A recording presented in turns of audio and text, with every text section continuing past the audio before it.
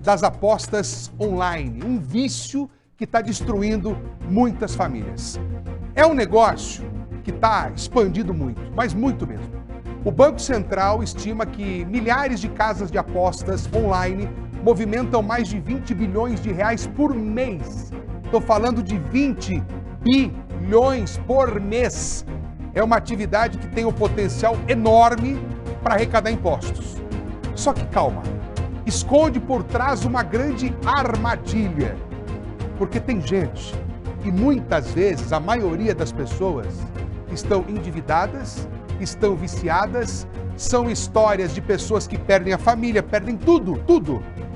Economia, casa, carro, dinheiro, moto, e muitas vezes acabam até com a família, vão até morar fora de casa. E as histórias que você vai ver agora de quem aposta, tem gente que ganha, tem gente que se dá bem.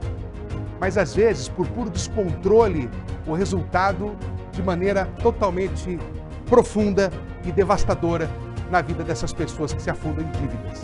Nós preparamos uma reportagem especial que você vai ver a partir de agora aqui no Balanço Geral. Comecei aos poucos, pequenas apostas, quando menos percebi eu já estava dominado por ele, viciado no jogo. Afetou a minha vida social, que eu não saía, eu ficava em casa fazendo aposta. A gente cria a habilidade da mentira para poder conseguir dinheiro para jogar. Eu sempre continuava botando dinheiro ali para ter aquele ganho que ia compensar todo o tempo que eu perdi com aquilo. A combinação é perigosa. A aposta está na palma da mão. Sem se dar conta, o jogador é seduzido e rapidamente envolvido em um caminho que muitas vezes não tem volta. Atinge qualquer classe social. A gente vê lá pessoas que ganham salário mínimo, que perderam bastante. E tem gente lá que é empresário, perdeu milhões de reais. A vontade irresistível de apostar e a certeza de que vai ganhar mantém a pessoa com dependência em jogatinas virtuais arriscando, mesmo com dívidas acumuladas. Eu pensava que eu perdia por muito pouco, né? Faltava um detalhe assim para conseguir ganhar. Então eu sempre continuava botando dinheiro ali para ter aquele ganho que ia compensar todo o tempo que eu perdi com aquilo. O homem que conversou com a nossa reportagem é um servidor público. Por vergonha, prefere não se identificar.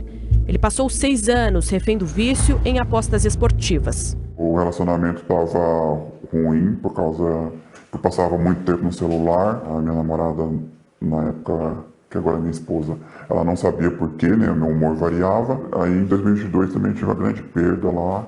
Eu fiquei devendo um valor alto aí para um banco e não dava mais para esconder, né? A dívida com o banco chegou a R$250 mil. Parcelas que ele ainda paga a perder de vista. Minha parte financeira ainda está supervisionada pela minha esposa, que ela tem as notificações de tudo que eu faço. Eu tenho aplicativo no celular que bloqueia sites de apostas online.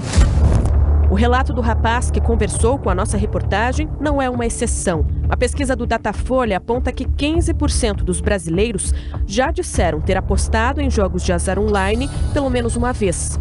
O problema é que uma parcela dessas pessoas não conseguiu parar. Os jogos de apostas causam alterações no cérebro semelhantes às observadas em pessoas viciadas em álcool ou cocaína, por exemplo. Alguns jogadores ficam tão envolvidos no mundo virtual que se esquecem de comer e beber, o que provoca consequências, além de mentais, físicas. Comecei a ter a perda de cabelo, alopecia, meu cabelo caiu bastante, tinha muitas emoções negativas. Eu era uma pessoa difícil de lidar no trabalho. Desde 2022, o vício em jogos eletrônicos é uma doença reconhecida pela Organização Mundial da Saúde. O perfil mais frequente dos jogadores é de homens jovens. Existem trabalhos demonstrando que muitos dos dependentes de jogos são dependentes de cigarro, muito mais do que na população em geral, ou tem problemas com álcool, ou tem problemas de impulsividade em outras áreas da vida, personalidades impulsivas.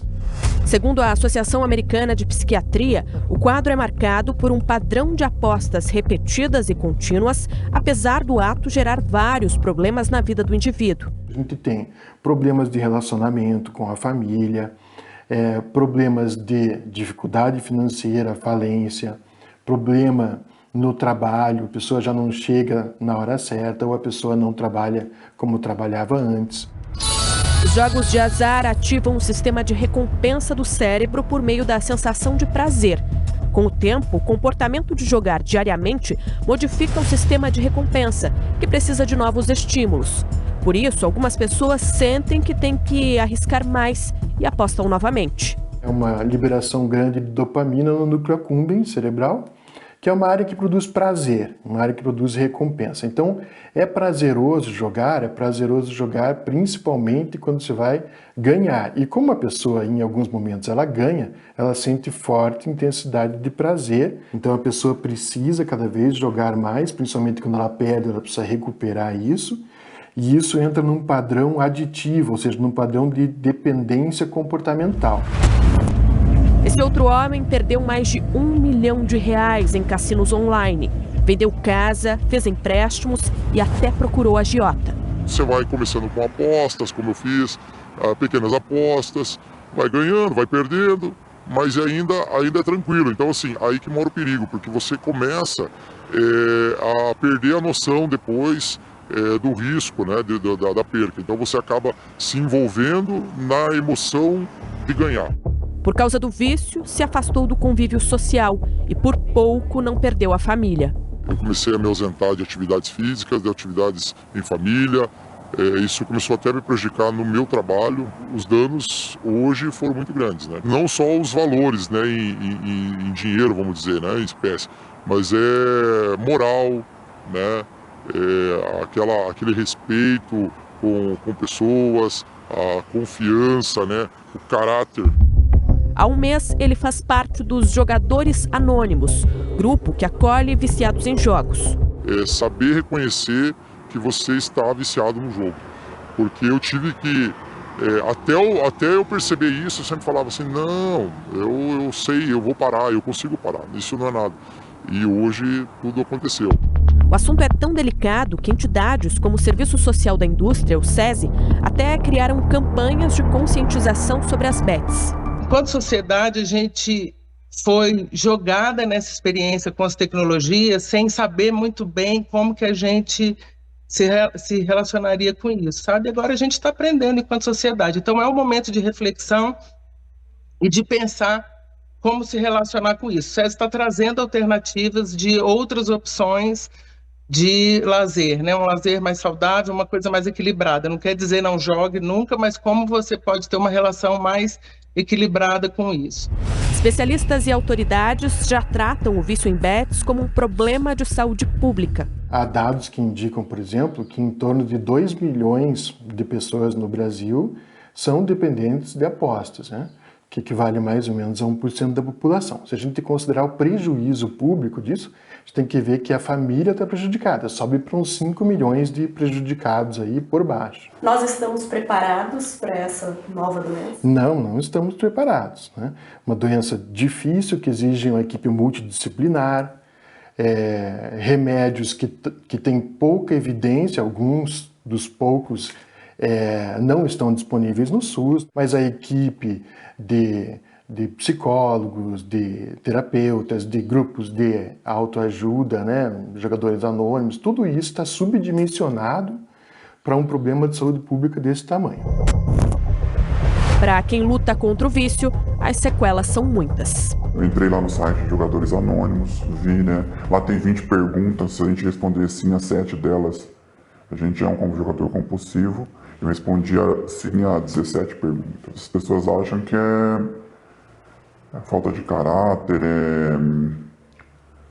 preguiça, né? A pessoa querendo se dar bem, né, de maneira fácil. Todo momento chega através de SMS, você abre aí uma página de rede social, todo momento está tendo ali uma propaganda e isso é gatilho. A gente cria a habilidade da mentira para poder conseguir dinheiro para jogar. Então, assim, a gente vai inventar uma desculpa, vai tentar de qualquer forma conseguir, nem que seja R$10, 1.000, independente. As pessoas elas acabam precisando estar no jogo, não tem como, e correm atrás. Eu já tive casos assim de escutar não e depois agradecer amigos meus. Assim. Enquanto a reportagem era exibida, ali na nossa live no YouTube, teve um telespectador que disse que está passando por essa situação. Que ele sente a necessidade de tentar recuperar o que ele perdeu. E que se ele não aposta, ele fica ansioso. Honestamente, eu nunca me envolvi com isso, eu nunca fiz nem de brincadeira. Então, assim, eu não sei nem como é que funciona isso. Mas eu já estive ao lado de pessoas que ali fazem as suas apostas em resultados de jogos esportivos. Alguns perderam bom dinheiro, outros ganharam uma mixaria. E eu acho bem complexa essa história. Ainda mais quando a gente traz uma reportagem reveladora como essa, que leva até o seu conhecimento a destruição que isso provoca. E começa dentro da pessoa.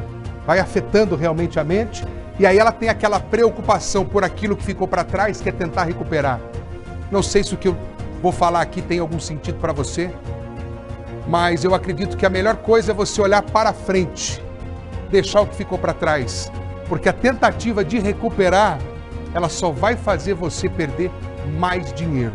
Quem está enriquecendo são as pessoas que estão por trás das plataformas, que desenvolveram os jogos e quem divulga esses jogos. Esses estão ganhando dinheiro para quê? Para que a sua perda venha a